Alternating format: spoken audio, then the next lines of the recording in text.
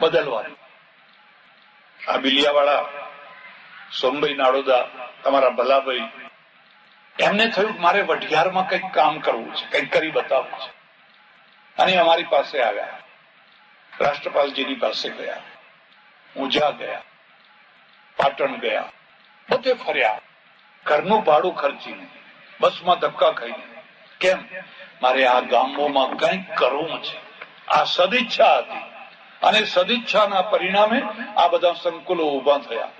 જો એમણે એમ કહ્યું હોત કે કાલ મરી જવું છે ને આ સ્કૂલો કરીને શું કરવાના. અમારા એક ઓળખીતા મુનિ છે, એમના ભક્તોને ઉપદેશ આપે છે કે બધે પૈસા આપજો પણ કદી શિક્ષણ સંસ્થાઓમાં પૈસા ના આપશો.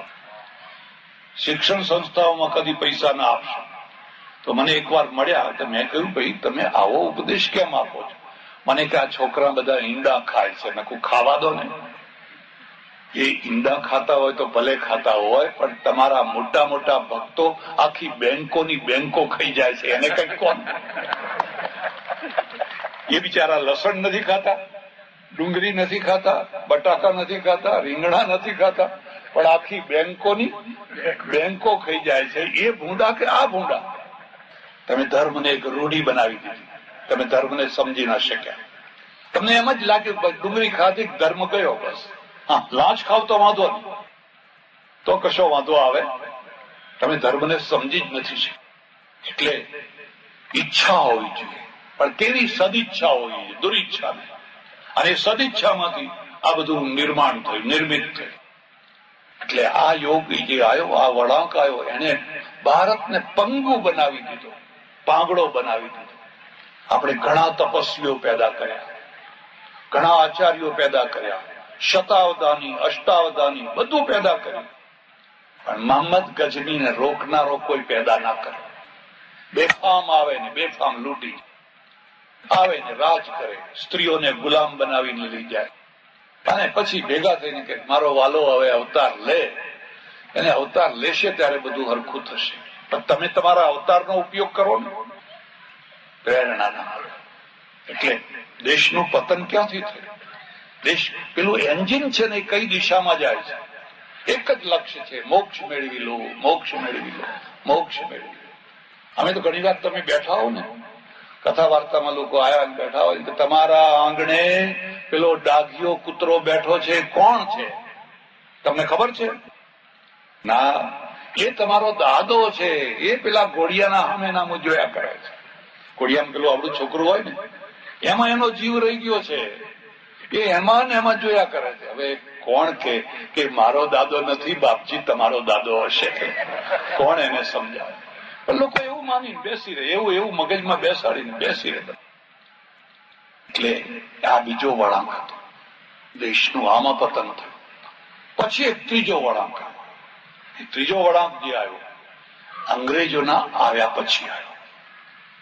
અંગ્રેજોના આવ્યા પછી એમણે કહ્યું કે આ દેશને ચલાવવો છે. આટલા બધા મોટા દેશમાં બધા અંગ્રેજો ક્યાંથી લાવવાના હતા? આપણે કારકુનો જોઈએ, ક્લાર્કો જોઈએ, તલાટીઓ જોઈએ, ફલાણા જોઈએ, ફલાણા જોઈએ, ત્રીજા અને ચોથા વર્ગના કર્મચારીઓ જોઈએ. અંગ્રેજી ભણાવો. જોકે સારું થયું, અંગ્રેજી ભણ્યા એ સારું થયું, જરૂર હતી. હું એનો હિમાયતી છું, એનો વિરોધી નથી. એટલે એ આખો વર્ગ એક તૈયાર થયો. એનો એક જ ઉદ્દેશ છે. શું ઉદ્દેશ છે? બસ પેટ, મને નોકરી મળે, મને ધંધો મળે, હું બધા કરતા સારી રીતે જીવન જીવું, બસ એનો આ જ લક્ષ્ય છે. એક નોકરિયાત વર્ગ ઉભો થયો, નોકરિયાત વર્ગ. અને એમાં જે પહેલા ભણ્યા એ બહુ સુખી થયા. બ્રાહ્મણો ભણ્યા, કાયસ્થો ભણ્યા, એ બધા સરકારી નોકરીઓમાં લાગ્યા, બહુ ઝડપથી આગળ આવ્યા. જે લોકો ભણ્યા જ નહીં, અમારે ભણવું નથી, અને આ દીકરીઓને તો ભણાવવાની કોઈ વાત જ નહીં, એ તો બધા પછાત. એટલે લગભગ 200 વર્ષ, 150-200 વર્ષ આપણો એવો આવ્યો કે જેમાં આખું એન્જિન નોકરિયાતો પેદા કરે છે, નોકરિયાતો. અને એ પછી આઝાદીની શરૂઆત થઈ. આઝાદી મળી એના પહેલા જ દયાનંદ સરસ્વતી આવ્યા, મહાત્મા ગાંધી આવ્યા, અને આમણે નાડ પારખી.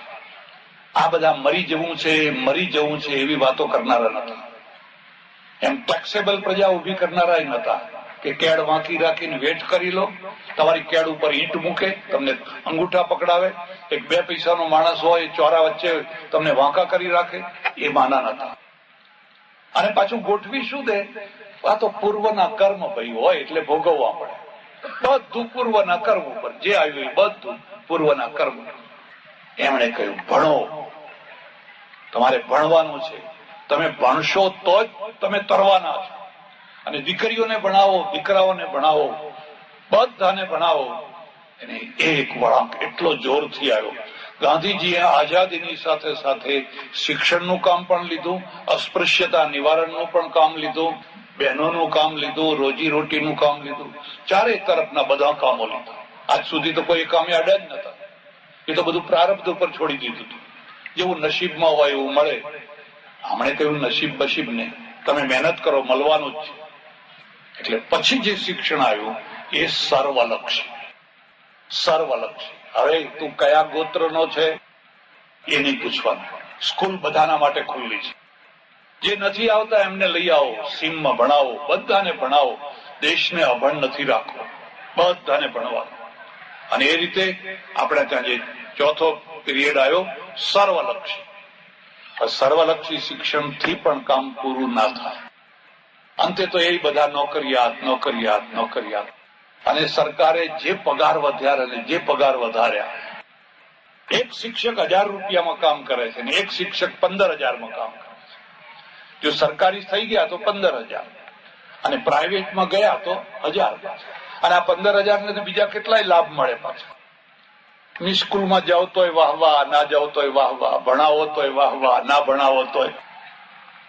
આ દેશમાં તમે રાષ્ટ્રપતિને કાઢી શકો, પ્રધાનમંત્રીને કાઢી શકો, પણ એક વાર કોઈ સ્કૂલમાં, સરકારી સ્કૂલમાં શિક્ષક થઈને બેસી જાઓ પછી કોઈની માએ હૂંઠ નથી કાઢી કે તમને કોઈ કાઢી શકે.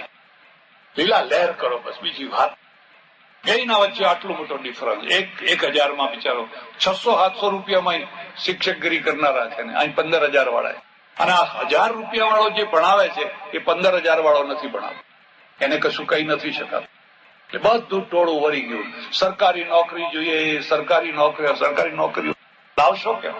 એટલે બીજો વળાંક આપણા પાસે આવ્યો. અને એ વળાંક આવ્યો અંતરિક્ષમાં જાઓ, મિસાઇલ બનાવો, રોકેટ બનાવો. અંતરિક્ષને મુઠ્ઠીમાં રાખશે એની મુઠ્ઠીમાં દુનિયા રહેશે. જે અંતરિક્ષમાં નહીં પહોંચે, આપણે મિસાઇલ બનાવ્યા, વૈજ્ઞાનિકો પેદા કરો, બહાદુર પુરુષો પેદા કરો. હવે માત્ર તલવારોની લડાઈથી નથી ચાલવાનું. અફઘાનિસ્તાનના તાલિબાનો છે ને એ બધા તલવારો બંદૂકો લઈને લડવા ગયા અમેરિકાની સામે. અમેરિકાનું B-52 વિમાન આવે અને કાર્પેટ બોમ્બ કરી નાખે. કાર્પેટ બોમ્બ બધું એ અળસિયાની માફક તરફડી બધા મરી જાય. બંદૂકોને શું કરવાના હતા? આ સાયન્સ છે. અને આ સાયન્સ નહીં ભણો તો તમે ગમે એટલા બહાદુર હશો, ગમે એટલા વીર હશો, અળસિયાની માફક મરી જવાના છે. એટલે હવે દેશને વાળ્યો તમારે ત્યાં કમ્પ્યુટર હોવું જોઈએ, ઇન્ટરનેટ હોવું જોઈએ, ઇલેક્ટ્રોન નું જ્ઞાન હોવું જોઈએ, ઇલેક્ટ્રોનિક જ્ઞાન હોવું. અને જો એ નહીં હોય તો તમે દુનિયાની પછાત પ્રજા થઈ જશો.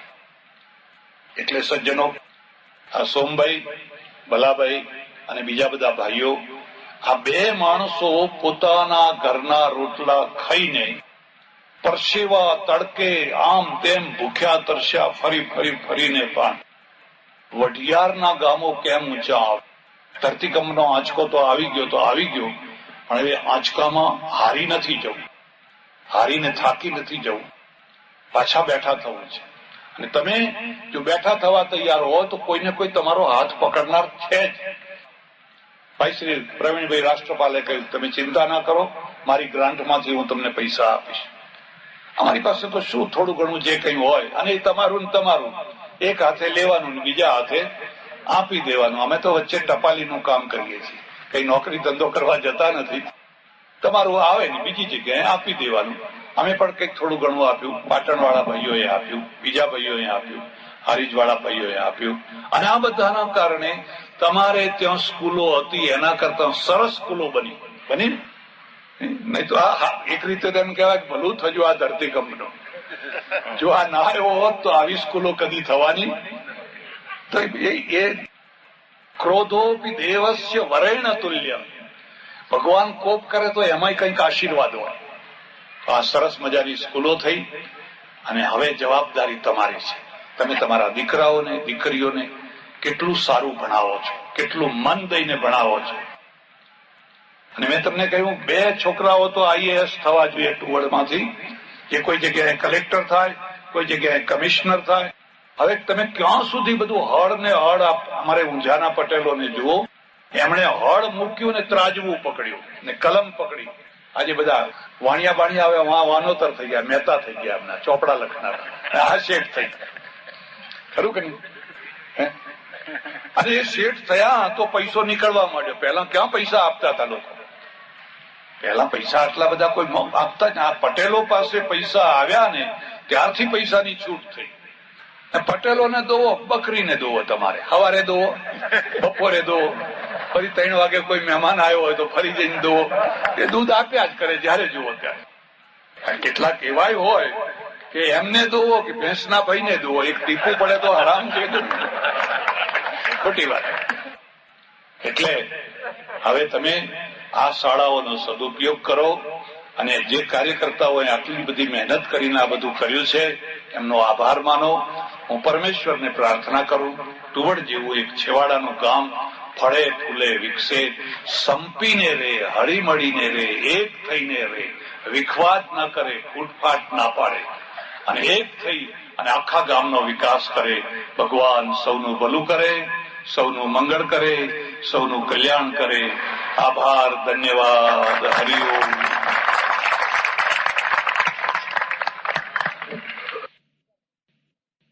એક ગુરુ પદ સ્વીકાર કરો, મારો પંથ એક અલગ ઉભો થઈ જાય.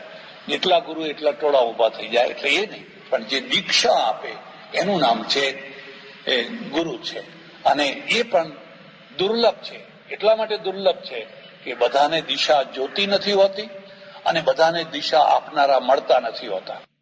પહેલા તો માણસને કઈ દિશાની જરૂર હોતી નથી, ચાલીએ છીએ બરાબર જ છે. પણ કેટલાક લોકો એવા હોય છે કે જે દિશા ખોળતા હોય છે. અને દિશા ખોડનારને કોઈ દીક્ષા આપનાર મળે અને સાચી દિશા બતાવે તો એ ગુરુ થઈ શકે. એને આપણે ગુરુ માનીએ. એના ઉપર એક પદ છે, એ ઋષિનું છે. ઋષિ લુપ્ત થઈ ગયા. આપણે કેમ લુપ્ત થઈ ગયા?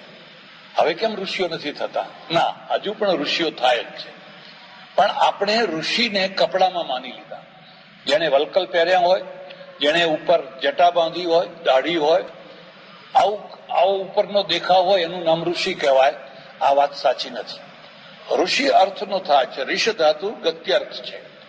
ઋષયો મુનયો તો જે ગતિ, જ્ઞાન, ગમન, પ્રાપ્તિ, જેની પાસે નવામાં નવું જ્ઞાન હોય, જૂનું જ્ઞાન નહીં. તેજસ્વીનાવધીતમસ્તુ, અમારું અધિતમ તેજસ્વી બને. પણ તેજસ્વીનો અર્થ છે કે માત્ર ભૂતકાળનું નહીં.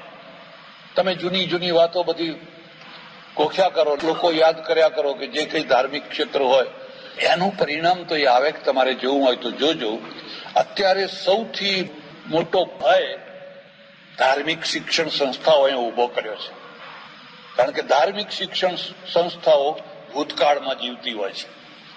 એમને વર્તમાનની ખબર નથી હોતી, એમને ભવિષ્ય દેખાતું જ નથી હોતું.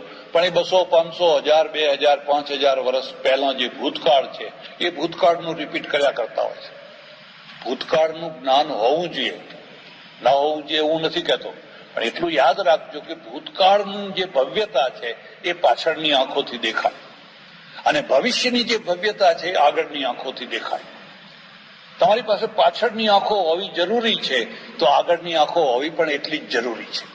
અને ઋષિની પાસે તો આગળની આંખો હોવી જ જોઈએ. માત્ર પાછળની આંખો રાખીને તમે અમે આમ હતા અને અમે આમ હતા અને મને એક માણસે કહ્યું, મને કે આપણા ભીમે તો હાથી ઉડાડ્યા હતા, આ બધા શું કરવાના હતા? મેં કહ્યું ભીમે તો હાથી ઉડાડ્યા હતા, પણ તમે શું ઉડાડો છો? તો કે અમે પતંગ ઉડાડીએ છીએ. તમે ખાલી ભીમની વાતો કરીને જો જીવવા માંગો તો તમે ભવિષ્યના નિર્માતા ના થઈ શકો. ઋષિ છે એ ભવિષ્યનો નિર્માતા છે. એને આવનારા 25, 50, 100, 200 વર્ષ દેખાય છે અને એના માટેનો એ પ્લેટફોર્મ તૈયાર કરે છે. અને એ જે પ્લેટફોર્મ છે એ જ્ઞાનનું રૂપાંતર વિજ્ઞાન છે. જ્ઞાન જો વિજ્ઞાનમાં રૂપાંતરિત ના થાય તો એ વાંચ્યું કહેવાય. જ્ઞાન અટકી ગયું, સ્ટોપ થઈ ગયું, તો એ વાંચ્યું થઈ જાય. હવે એને સંતાન નથી. પણ પ્રત્યેક જ્ઞાન છે એ રોજ રોજ વિજ્ઞાનમાં રૂપાંતરિત થવું જ. અને જે વિજ્ઞાનમાં રૂપાંતરિત થશે એ જ તેજસ્વી અધ્યયન કરનારું થશે અને એનું જ અસ્તિત્વ રહેશે. આયુર્વેદના એક ફંક્શનમાં જવાનું થયેલું. મેં ના પાડી, ભાઈ કે મને કંઈ જ્ઞાન નથી, પણ લોકો માન્યા નહીં અને આગ્રહ કરીને લઈ ગયા. હું પોતે આયુર્વેદમાં માનું છું, પણ હું આયુર્વેદની મર્યાદા પણ સમજુ છું, એ સીમા પણ સમજુ છું કે એની અમુક દવાઓ તો આજે પણ ખૂબ સરસ છે, પણ એ પૂર્ણ નથી. પૂર્ણ તો કશું જ નથી. પરમાત્મા સિવાય કશું જ પૂર્ણ નથી. એલોપેથી પૂર્ણ નથી, અને પૂર્ણ નથી એટલે એમાં નવી નવી દવાઓ નીકળે છે. એટલે આખી દુનિયામાં છવાઈ ગઈ છે. કે મેં બધા વૈદ્યરાજો ભેગા થયેલા, એમાં એક વૈદ્યરાજ તો બહુ જનોની, એવા જનોની કે તમને આમ લડવા ઉભા થઈ જાય એવા, એટલા જરાય સહન ન કરી શકે. મેં કહ્યું, આયુર્વેદ કેમ અટકી ગયો? આયુર્વેદ કેમ પછાત પડી ગયો? કારણ કે તમે ચરકને, એને સુશ્રુતને ભગવાન માન્યા. અને હું તમને પણ બધાને કહું છું, કોઈ પણ માણસને કદી ભગવાન ના માનતો, કદી ભગવાન ના માને. માણસ એ માણસ જ છે. ભગવાન કદી ભૂલ કરે નહીં, અને ભૂલ ના કરે તો એમાં સુધારો ના થાય. સુધારો ના થાય, જ્ઞાન અટકી જાય. આપણે તો એવા માણસ જોઈએ છે કે જેમાં સુધારો થઈ શકે. એ પોતે જ કે મારા જ્ઞાનમાં તમે સુધારો કરજો, એવું કે. એવું ના કે મેં જે કહ્યું એ છેલ્લું કહ્યું છે ને હવે આમાં કશો ફેરફાર ના થાય, તો માણસ અટકી જવાનો છે. તમે ચરક અને સુશ્રુત ઋષિ છે, મહાન છે, મહાન છે, પણ ભગવાન નથી. ભગવાન કોઈ નથી. ભગવાન તો ભગવાન જ છે. હવે તમને શું વાત કરું હું, અત્યારે આ દેશમાં 950 જીવતા ભગવાનો છે. એમાં 4-5 તો મારા ઓળખીતા છે. એમાં 2 ગુજરી ગયા, હજુ 3 જીવે છે. 2 તો ગુજરી ગયા. એમાં એકનું તો 10 કરોડ રૂપિયાનું મંદિર બન્યું છે, ભવ્ય મંદિર, 10 કરોડ રૂપિયાનું. બરાબર. હવે અત્યારે જે જીવે છે એમાંના એક છે, ઘણી વાર મળવાનું થાય એટલે શું કે આત્માની જ, પરમાત્માની વાત કરે. હું પોતે પરમાત્મા, અને કદી એમ ના કે હું આવ્યો કે હું ગયો કે એવું કદી ના બોલે. એ એમ જ કે આ શરીર આવ્યું, આ શરીર ગયું તું, આ શરીર આમ કર્યું, આ શરીરે આમ કર્યું, આ શરીર કે. કારણ કે શરીરને મારે કઈ લેવા દેવા નથી. પછી મને કે આ શરીરને ચા પીવી છે. મેં કહું સારું. પેલાને કહ્યું ભાઈ 1 કપ ચા લાવી આપ. એ ચા લાવ્યા. પછી ઘૂંટડો પીને મને કે થોડી ખાંડ ઓછી નાખી છે. આ શરીરના ચામાં થોડીક ખાંડ નાખવી છે. ચપટી ખાંડ લઈ આવી, નાખી આપ. મને થયું, ટપાલો જોતો હતો, ટપાલો જોતા જોતા થયું, મેં કહું આ શરીરની મારે થોડીક ચકાસણી તો કરવી જોઈએ. એક ટાંકણી નીકળી ટપાલમાંથી, એટલે ધીરે રહીને સહેજ અડાડી તો આમ કૂદ્યા. મેં કહું તમને નહીં હો, આ શરીરને, તમને નહીં, આ શરીર. આમની પાસેથી શું અપેક્ષા રાખો છો તમે? આ અધ્યાત્મ નથી, આ આત્મહત્યા છે. આને ને અધ્યાત્મને કઈ લેવા દેવા નથી. આ પોતાની જાતને છેતરવાની એક પ્રકારની આત્મહત્યા છે. તમે વાસ્તવિકતા સ્વીકારી નથી શકતા. શરીર એક વાસ્તવિકતા છે, અને ટાંકણી અડે તો મને દુઃખ થાય છે, એ પણ વાસ્તવિકતા છે. ચા પીવી છે એ વાસ્તવિકતા છે, અને ગળી ચા પીવી છે એ બી એ વાસ્તવિકતા છે. હવે આપણે કેટલું તરકટ કરીએ કે આ શરીરને, જાણે આત્મા તો ચાય પીતો નથી, આત્મા તો ખાંડે ખાતો નથી, તો આત્મા પછી ટાંકણી આત્માને લાગતી નથી. એ વખતે ઊંચા થઈ જવાય છે. એટલે એક ઋષિ છે, અને ઋષિની વ્યાખ્યા એવી કરી છે કે એની પાસે હંમેશા સતત નવું નોલેજ હોવું. આવનારા યુગને એ પ્લેટફોર્મ તૈયાર કરે છે, એને ઋષિ કહીએ છીએ. અને જો આ વાત સાચી હોય તો આઈન્સ્ટાઈન ઋષિ છે, તો ગાંધીજી ઋષિ છે, તો રવિન્દ્ર ઋષિ છે. ભલે એ પાટલુન પહેરતા હોય તો એ ઋષિ છે. કઈ કપડાથી કોઈનું ઋષિપણું અપાય. ઋષિપણું તો એના નોલેજ, એ કેટલું આગળનું કેટલું એને દેખાય છે. માત્ર ભૂતકાળમાં જીવે છે. અને હું તો તમને ખાસ કહું, તમે ધાર્મિક થજો, નાસ્તિક ના થશો. નાસ્તિક ના થશો. નાસ્તિકતાનો ભાર ઉપાડવો બહુ અઘરો છે. ધાર્મિકતામાં તો બહુ મોટું આશ્વાસન છે, બહુ મોટું આશ્વાસન. આ છોકરો મરી ગયો, મારા વાલાને જે ગમ્યું એ ખરું, મારા લેણા દેણીના સંબંધ પૂરા થયા, વાત પતી ગઈ. નાસ્તિક શું કહેવાનો હતો? એ આઘાતને જીરવી નહીં શકે, એ સહન નહીં કરી શકે. એટલે બને તો નાસ્તિક ના થશો, ધાર્મિક થજો, પણ કદી પણ ચુસ્ત સાંપ્રદાયિક ના થશો. બાકી જે થવું હોય થજો, કદી પણ ચુસ્ત સાંપ્રદાયિક ના થશો. નહીં તો શું થશે કે તમે કોઈની સાથે મળી નહીં શકો, સહિષ્ણુતા ખોઈ બેસશો. તમે બીજાની સાથે જે માનવ પ્રેમ, એકબીજાના સાથે જે ભ્રાતૃત્વ, એકબીજાના સાથે હળવું મળવું, એ તમે નહીં પ્રાપ્ત કરી શકો. મારે ત્યાં એક સજ્જન આવ્યા અને તમને કહી દઉં, અમે ડુંગળી લસણનો પ્રચાર કરીએ છીએ. આમ તો ખાનગીમાં તો બધા ખાય, ઘણા ખરા ખાય છે. અમારા કોડ વર્ડ હોય છે. ડુંગળીનું શાક બન્યું એમ નહીં કહેવાનું, રામ લડ્ડુ કા શાક બનાયા. એટલે ગ્રહસ્થો સાંભળે ને એટલે એમ સમજે કે કોઈ રામ લડ્ડુ, કોઈ દિવ્ય હિમાલયમાંથી કોઈ વસ્તુ આવી હશે. પણ અમે તો એનો પ્રચાર કરીએ છીએ કે જાણી કરીને કે આ હિન્દુ પ્રજા ખાશે શું? ડુંગળી નહીં ખાય, લસણ નહીં ખાય, તો પછી એ ખાશે શું? અને પછી મને થયું, પછી એ બેંકો ખાવા માંડી. તમારે જોવું હોય જોજો, આ બધી બેંકો મોટા ભાગે ડુંગળી લસણ નહીં ખાનારાઓએ ખાધી છે. તમારે ચેકિંગ કરવું હોય તો કરજો, તપાસ કરવી હોય તો કરજો. તો મારા ગુરુએ મને કહેલું, મને કે જો સચ્ચિદાનંદ, આ ગરીબ માણસોને એક ખાવાની સસ્તી ને આયુર્વેદની મહાન ઔષધિ તમે બધા સ્વભાવો એના પાછળ પડી ગયા છો. ડુંગળી ના ખાઓ, લસણ ના ખાઓ, ડુંગળી ના ખાઓ, તો પછી ખાશે શું? મને વાત ગળે ઉતરી, વાત તો સાચી છે. હવે ગળે ઉતરી તો પછી એને આચરવાની.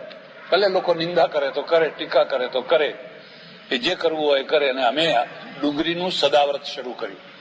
આટલી છાશ આપવાની ને 4-5 ડુંગળીઓ આપવાની, એટલે ગરીબ લોકોને એક ટંક નીકળી જાય. અમે આશ્રમમાં પણ ખાવાનું શરૂ કર્યું.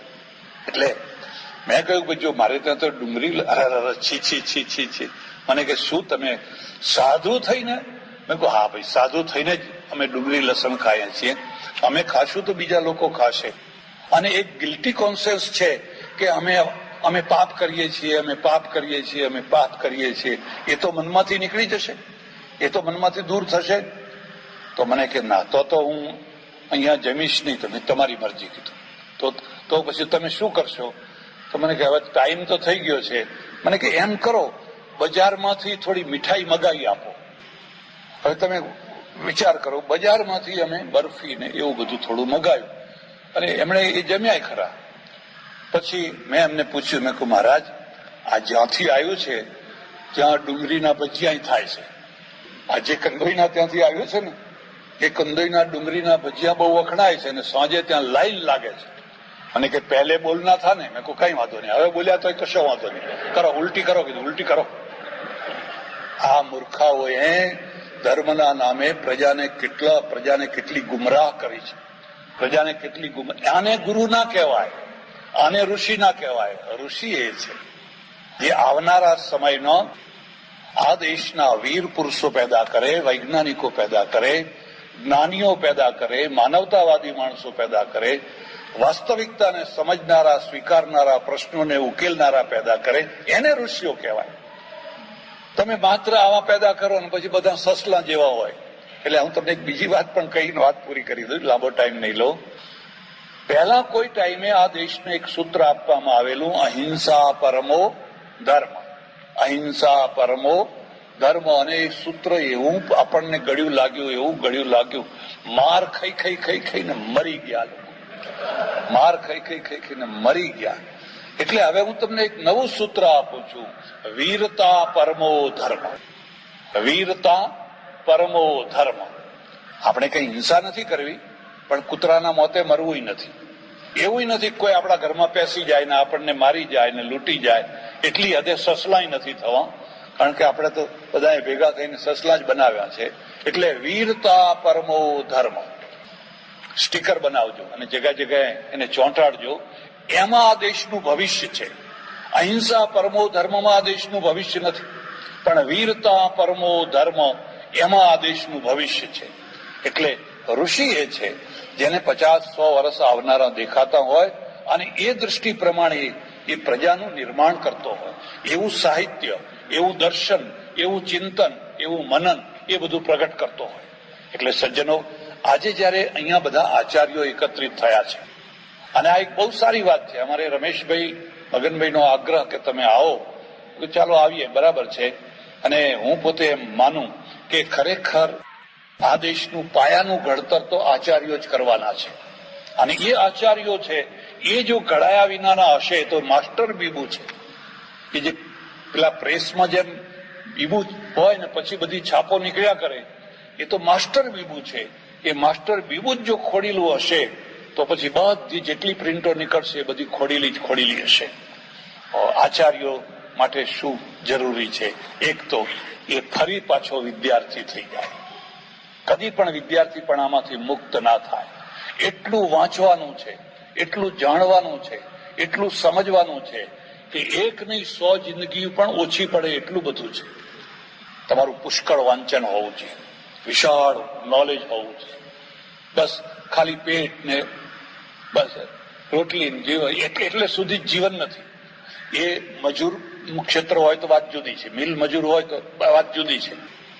પણ સારસ્વતો જે સરસ્વતીના આરાધકો છે એને તો એક વ્યાસન છે, વ્યાસન છે કે સતત નવું પ્રાપ્ત કર્યા જ કરે. અને એનું પોતાનું ચિંતન હોય, એની પોતાની દૃષ્ટિ ખુલેલી હોય, એની પાસે એક નિશ્ચિત દિશા ખુલેલી હોય. એ કોઈનું ખેટું ના બને. કોલેજ, પોતાની શાળા એક નાનું સરખું રજવાડું છે. અને એ રજવાડાની અંદર કોઈ કાંટા ના આવી જાય, કોઈ કાંકરા ના આવી જાય, કોઈ અનિષ્ટ તત્વો ના આવી જાય. એનો સામનો કરવાની એનામાં હિંમત, બાહોશી અને કુશળતા પણ હોવી જોઈએ. આ બધું ભેગું થાય તો મને પૂરેપૂરો વિશ્વાસ છે કે શાળા રળિયામણી થશે. વિદ્યાર્થી તો કાચી માટીનો પિંડ છે. તમારે જે આકાર આપવો હોય તમે આપી શકો છો. તમે ધારો તો એમાંથી ઓસામા બિન લાદેન પેદા કરી શકો છો, કારણ કે એ શાળામાંથી જ પેદા થયેલો છે. એ કઈ બીજી જગ્યાએથી ગુંડાઓમાંથી નથી આવેલો, એ મદ્રેસામાંથી જ પેદા થયેલો છે. અને એ પ્રકારનું શિક્ષણ મગજમાં મળેલું છે. તમે ધારો તો એમાંથી શૈતાન પેદા કરી શકો છો, તમે ધારો તો એમાંથી ફરિશ્તા પેદા કરી શકો છો, દેવદૂત પેદા કરી શકો છો. તમારે કેવો ઘાટ આપવો છે, એ ઘાટ આપવો એ જ મહત્વની વસ્તુ છે. પરમેશ્વરને પ્રાર્થના કરું કે અહીં આવેલા આચાર્યો પોતાના ક્ષેત્રમાં વધુ ને વધુ સફળ થાય, કુશળ થાય અને આ દેશને મહાન બનાવવામાં પોતાનું પૂરેપૂરું યોગદાન આપે. આભાર, ધન્યવાદ, હરિઓમ.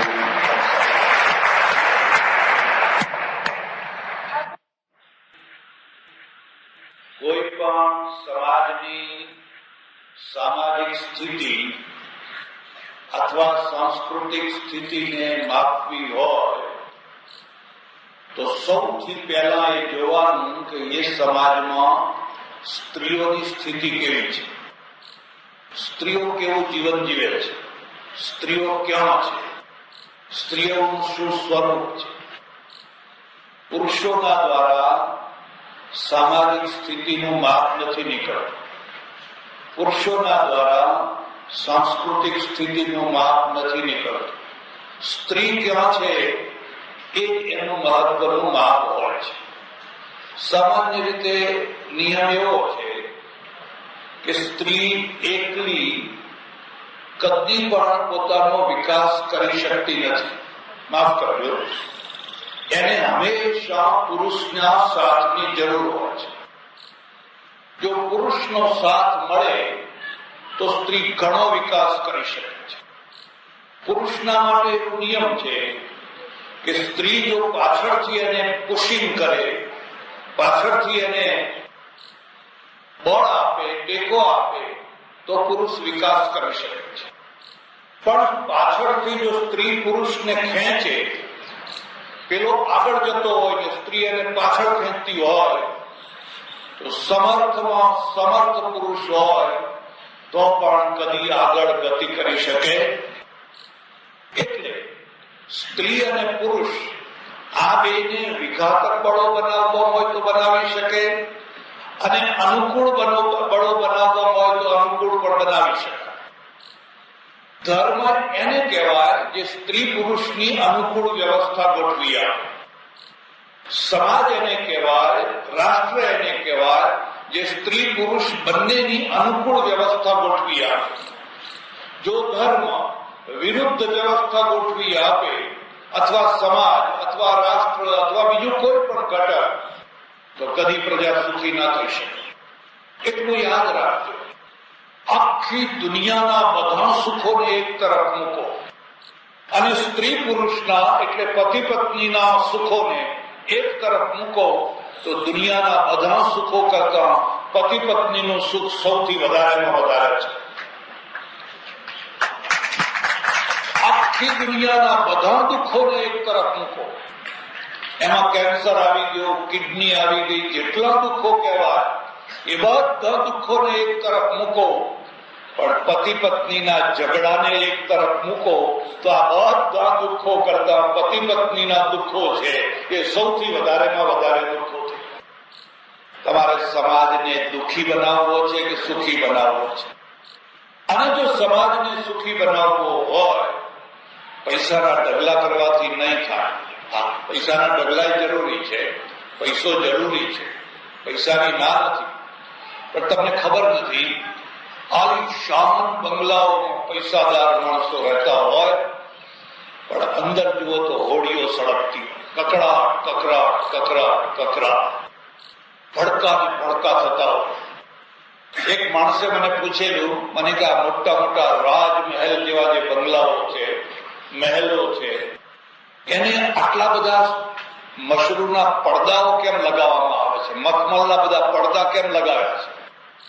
એ કોઈ મહેલ સારો દેખાય, બધું આમ ભવ્ય લાગે એટલા માટે? મને કે ના ના, અંદરના દુષ્કર્મ બહારના માણસો જોઈ ના જાય એટલા માટે. અંદર જે લોકો દુષ્કર્મ રહે છે એ બહારના લોકો જોઈ ના જાય એટલા માટે. એટલે આખી દુનિયાના બધા સુખોનું મૂળ છે સંસારનું પતિ પત્નીના સંબંધોમાં છે. તમે એને સુધારી શકો છો, તમે એને બગાડી શકો છો. સુધારવાનું કામ ધર્મ કરે, સંસ્કૃતિ કરે, સમાજ કરે, રાજ કરે, આ બધા ભેગા થઈને એને સુધારી શકે છે. તો સુધારવાનો પહેલો એકડો ક્યાંથી શરૂ થાય?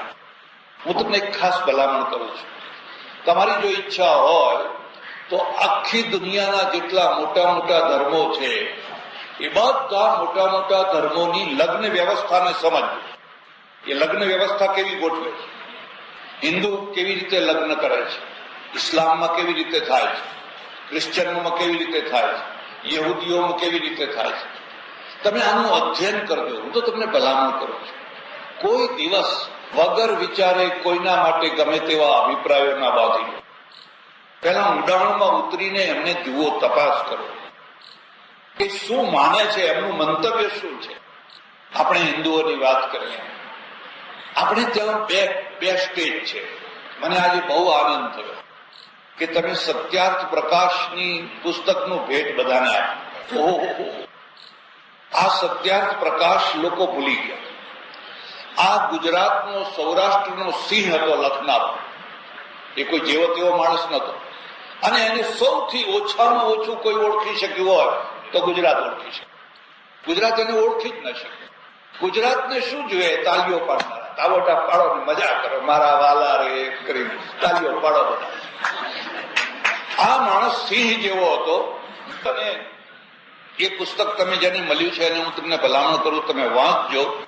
કેટલી હિંમતથી, કેટલી નિડરતાથી 100-150 વર્ષ પહેલા એમણે આ પુસ્તક લખેલું છે. આખા ભારતને હચમચાવી મૂકેલો એ સમયમાં એમણે કહેલું, સ્ત્રીઓને ભણાવો, સ્ત્રીઓને ભણાવો. આટલી નાની નાની ઉંમરમાં એના લગ્ન ના કરી નાખો. અને રોટી વ્યવહાર અને બેટી વ્યવહારમાં કોઈ ભેદ નહીં. તમે ગમે તેના ત્યાં ચોખ્ખાઈ હોય તો જમી શકો છો, અને ગમે તેની દીકરી હોય, કન્યા રત્નમ દુષ્કુલાદપી ગ્રાહ્યમ મનુએ લખી. એ કન્યા રત્ન તમે લાવી શકો છો. 150 વર્ષ ઉપર એમને લખ્યું છે, પણ આપણને પચતું નથી. એટલે તમને થોડું ખોટું લાગે એવું એક વાત કહી દઉં, કારણ કે ખોટું લાગે તો ફરી બોલાવો નહીં. અમે બધા સાધુઓ શું કહીએ ખબર છે? અમે બધા સાધુઓ બાવા ભેગા થાય ને એટલે કે દેખો કર્મી કો દખણ ભલા. દખણ એટલે મહારાષ્ટ્રથી નીચેનો ભાગ, મહારાષ્ટ્ર વગેરે. કર્મી કો દખણ ભલા, જ્ઞાની કો પંજાબ. मूर्ख को मालवो भलो और ढोंगी को गुजरात। ढोंगी को गुजरात કેમ? બસ આ તો ભગવાનનો અવતાર છે, આ તો સાક્ષાત ભગવાન છે. કેટલા ભગવાન, જે માણસ ઉભો થયો બધા જ ભગવાન થઈ ગયા. અને બધા ભગવાનોએ પોતાના વારસદારોને યાવતચંદ્ર દિવાકરો લીલા લહેર કરાવી. આવતચંદ્ર દિવાકરો લીલા લહેર કરો તમે. એક બહાદુર પુરુષ થયો. કન્યા કેળવણી માટે એમને એટલો બધો પ્રયત્ન કર્યો અને એનું પરિણામ એ આવ્યું. તમે હરિયાણા, દિલ્હી, પંજાબ, યુપી જાઓ તો ડીએબી કોલેજ, ત્યાંથી ભણેલી છોકરીઓ તમે જુઓ, વીરાંગના જેવી છોકરીઓ, બહાદુર છોકરીઓ. કોઈ પાયલોટ થાય, કોઈ સેનામાં જાય, કોઈ ક્યાં જાય, કોઈ ક્યાં જાય. આખું લેવલ ઊંચું કરી નાખ્યું. એક માણસ કેટલું કામ કરી શકે છે. એટલે તમારે જો નર નારી એટલે પતિ પત્ની છે, પતિ પત્નીને સુખી કરવા હોય તો પહેલામાં પહેલી શરત છે તમે બંનેનું લેવલ ઇક્વલ કરો, એક સરખું કરો.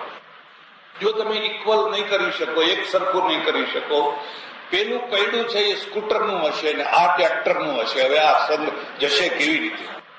આ સંઘ ચાલશે કેવી રીતે? પેલું ટ્રેક્ટરનું પૈડું આમ ફરી જાય, આ સ્કૂટરનું પૈડું છે. હવે આ સ્કૂટરનું પૈડું છે એને જરા મોટું કરો, અને મોટું કરવા માટે પ્રયત્ન કરવો પડે. હમણાં થોડા ટાઈમ પહેલા હું એક ખંભાત સ્ટેટનો ઇતિહાસ વાંચતો હતો અને એમાં લખ્યું હતું આખા ખંભાત સ્ટેટમાં 7 સ્ત્રીઓ ભણેલી હતી. 7 સ્ત્રીઓ, માત્ર 7 જ સ્ત્રીઓ. એમાં 2 મુસ્લિમોની, 5 હિન્દુઓની.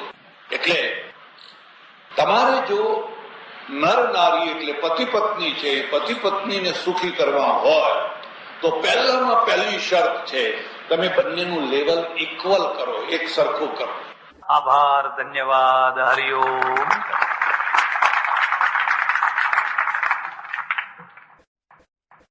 મારે તો એક પટેલ આવેલા 2 વર્ષ પહેલા એમની દીકરી પરણાવવા માટે. પછી મેં એમને વાત કરી, મેં કીધું જો ઇંગ્લેન્ડમાં અને ભારતમાં શું ફરક છે હું તમને બતાવું. ઇંગ્લેન્ડમાં કોલેજની કોઈ કન્યા કે ફેક્ટરીની કોઈ કન્યા ગમે તે જયારે એના લગ્ન થવાના હોય ત્યારે પોતાના બોયફ્રેન્ડના ફોટા બતાવે. પેલાને જો અમારે બોયફ્રેન્ડ હતો, અમારો બોયફ્રેન્ડ હતો, એને બોલાવે, લગ્નમાં બોલાવે. આપણે ત્યાં સત્યમેવ જયતે બોર્ડ ઉપર છે, સાચું બોલી શકાય એવું છે જ નહીં. એ કોલેજની છોકરી ખાલી બાંકડા ઉપર કોઈની સાથે એક ટાઈમ બેઠી હોય અને થોડી હળવાશની વાતો કરી હોય, એટલી વાત એને આખી જિંદગી છુપાવવી પડે. અને જો એ એટલી વાત એ ન છુપાવી શકે તો એનું જીવન તો ધૂળ ધાણી થઈ જાય, તરફ દોડી જાય. કારણ કે આપણે બહુ હાઈ લેવલ, બહુ ઊંચા લેવલની વાતો કરીએ છીએ અને એ જગ્યાએ આપણા પગ પહોંચતા નથી. મારો પગ ન પહોંચે એની મને ચિંતા નથી, તમારા માણસોનો પગ પહોંચાડવો જ જોઈએ. હાડકું તોડીને પણ પહોંચાડો, એ જગ્યાએ ના પહોંચતા હોય તો ગમે એમ કરીને પણ પહોંચાડો. આમાંથી બહુ મોટા પ્રશ્નો ઉભા થતા હોય છે. આત્મહત્યા કોણ કરતું હોય છે? કોઈ ભિખારી કદી આત્મહત્યા નથી કરતો. હા, ટાઢે ઠરીને મરી જાય, ભૂખે મરી જાય, એ રેલમાં તણાઈને મરી જાય, પણ આત્મહત્યા કદી કોઈ ભિખારી નથી કરતો હોતો. આત્મહત્યા તો એ લોકો કરતા હોય છે જે ટેન્શનને સહન નથી કરી શકતા હોતા. અને ટેન્શન શાનું હોય છે? આબરૂ જવાનું ટેન્શન, આબરૂ જવાનું ટેન્શન. અને એ એટલો મોટા પ્રમાણમાં છે, એટલા મોટા પ્રમાણમાં છે, એટલા મોટા પ્રમાણમાં છે કે તમારે બહુ ગંભીરતાથી આ વિષય ઉપર વિચાર કરવો જોઈએ. રામે જો એમ કહ્યું હોત કે સીતા 11 મહિના રાવણના ત્યાં રહી, એ વાત સાચી અને બિલકુલ નિર્દોષ છે, મેં અગ્નિ પરીક્ષા લીધી છે, પણ છતાં કદાચ એ દોષી હોય, સ્ત્રી છે, દુશ્મનના ઘરમાં 11 મહિના રહે, એને ચૂંથી નાખવી કઈ મોટી વાત છે? એક દિવસમાં, એક રાતમાં ચૂંથી નાખી શકાય, પણ 11 મહિના સુધી અશોક વાટિકામાં રાખ્યા છતાં રાવણે કદી હાથ નથી લગાડ્યો. મારી ત્યાં ઘણી વાર આવે કે રાવણનું પુતળું આજ બાળવાનું છે, મેં તો હું નહીં આવું. એને કદી હાથ નથી અડાડ્યો, છેલ્લી ઘડી સુધી હાથ નથી અડાડ્યો. એને ભય બતાવ્યો, લોભ બતાવ્યો, લાલચ બતાવ્યું, એ બધું બરાબર છે, પણ એને કદી હાથ નથી અડાડ્યો. મરી ગયો ત્યાં સુધી એ તો શુદ્ધ છે. પણ કદાચ એને હાથ અડાડ્યો હોત તો પણ મારા માટે ગંગા જેવી પવિત્ર છે, કારણ કે એમાં એનો દોષ નથી. હું એનું રક્ષણ ના કરી શક્યો તો દોષ તો મારો ગણાવો જોઈએ કે હું એનું રક્ષણ ના કરી શક્યો. તમને ખબર નહીં હોય, હિન્દુસ્તાન ને પાકિસ્તાન થયું ત્યારે કેટલીક સ્ત્રીઓ ત્યાં રાખી લેવામાં આવી, કેટલીક સ્ત્રીઓને આ તરફ રાખી લેવામાં આવી. લેડી કુસુમબેન ગવર્નર ચંદુલાલ ત્રિવેદીના પત્ની, એ પંજાબના ગવર્નર, એમની અધ્યક્ષતામાં ડેપ્યુટેશન નિશ્ચિત થયું. બંને તરફની સ્ત્રીઓ એકબીજા દેશને સોંપી દેવાનું. પેલી તરફથી સેંકડો સ્ત્રીઓ આવી, આ તરફથી સેંકડો સ્ત્રીઓ બોર્ડર ઉપર આવી. 6 મહિના 8 મહિના પછી પેલી તરફથી મુસ્લિમો આવ્યા, સગર્ભા સ્ત્રીઓને લઈ ગયા. પૂછ્યું નહીં, કશું પૂછ્યું નહીં, સગર્ભા સ્ત્રીઓને લઈ ગયા. આ તરફથી આપણા ભાઈઓ કાં તો આવ્યા નહીં, અને આવ્યા તો સ્ત્રીઓના પેટની દશા જોઈને કહી દીધું કે ના, હવે તમે અમારા કામ ન. એટલે કાં તો પાછી પાકિસ્તાન ગઈ, કાં તો મુંબઈમાં ગઈ. આપણે એનો સ્વીકાર ન કરી શક્યા. કેમ સ્વીકાર ન કરી શક્યા? પેલા કેમ સ્વીકાર કર્યા? કારણ કે તમે એવા ઊંચા મૂલ્યો રાખ્યા છે કે એ મૂલ્યોની અંદર આવા સ્વીકાર જ ના થઈ શકે. હવે આ પરિસ્થિતિ જ્યાં સુધી હોય ત્યાં સુધી તમે બનાવટી જીવનથી મુક્ત ન થઈ શકો. અને બનાવટી જીવન છે એ દોષ ઉભા કરતું હોય છે, અને દોષ કદી પણ ટેન્શન વિનાનો હોય.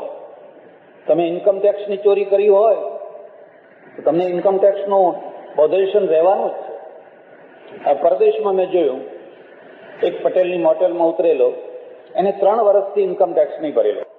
3 વર્ષ. ઇન્કમ ટેક્સનો ઇન્સ્પેક્ટર આવ્યો મારા દેખતા. મેં કહ્યું આ કોણ છે? કે ઇન્કમ ટેક્સનો સાહેબ છે. પછી એને 3 વર્ષના બધા ચોપડા જોયા. એ જોઈને કહ્યું, પટેલ, તે ભૂલ કરી છે અને તારે આટલો ટેક્સ ભરવો જોઈએ. એને કહ્યું, સાહેબ સોરી, હું અભણ માણસ, મને કંઈ ખબર નહીં અને મારાથી ભૂલ થઈ ગઈ, હવે ભૂલ નહીં કરું. તમને નવી લાગશે, ઇન્સ્પેક્ટરે ત્યાં ને ત્યાં નિવેડો લાવી દીધો, અમુક ભરવાનું કહી દીધું. ચા પણ પીધા વિના ઉઠીને ચાલતો થયો. હવે અહીંયા તો યમરાજ આવે તો સારું, પણ ઇન્કમ ટેક્સનો ઇન્સ્પેક્ટર આવે તો, યમરાજ આવે તો સારું, એકલો જીવ જ લઈ જાય, બીજું શું લઈ જાય? એને બીજી કોઈ લઈ જવાની અપેક્ષા નથી. આપણે તો ટેન્શન જ ટેન્શન ઉભા કર્યા છે. એક બીજી જગ્યાએ ઉતરેલો, એ મોટેલ, 11 સાડા 11 વાગેલા, પોલીસની મોટર આવી, ચમ ચમ ચમ ચમ કરતી, હું હું હું હું. આંખ ઉઘડી ગઈ, બારીમાંથી જોયું તો થોડે દૂરના રૂમમાં પોલીસે કાચ તોડીને અંદરથી માણસને પકડ્યો અને લઈ જાય. બધું થયું. સવારે મેં પૂછ્યું માલિકને, મારા ઓળખીતા, મેં કહ્યું શું હતું? મને કહે 11:30 વાગે ફલાણા રૂમમાંથી 8 વર્ષની છોકરી આવી અને મને કે પોલીસને બોલાવો, મારા પપ્પા મારી મમ્મીને મારી નાખશે, તમે પોલીસને ફોન કરો. તો મેં કહ્યું, જો આ ફોન પડ્યો તું તારી જાતે કર, હું નહીં કરું. એણે ફોન કર્યો, તરત જ 3 મિનિટે પોલીસ આવી ગઈ. પેલો ખોલતો નતો, કાચ તોડ્યો અને પછી અંદર ગયા, બધું પતી ગયું. મેં કહ્યું કેમ આવું કેમ થતું હતું? મને કે હું ઓળખું છું, આ લોકો ઘણી વાર અહીં ઉતરે છે. પેલી જે સ્ત્રી છે એને કેટલાય લગ્નો કર્યા, પણ આ પુરુષ છે એનાથી એને સંતોષ થયો. આ છોકરી એની નથી, એ કોઈ આગળના પુરુષો. હવે આ પુરુષ એને મારે છે, એ માર ખાઈને પણ આની સાથે રહેવા માંગે છે. જયારે એની છોકરી અહીં ફોન કરવા આવી તો એ ઉલટી છોકરીને લડતી હતી, તો ફોન કેમ કર્યો?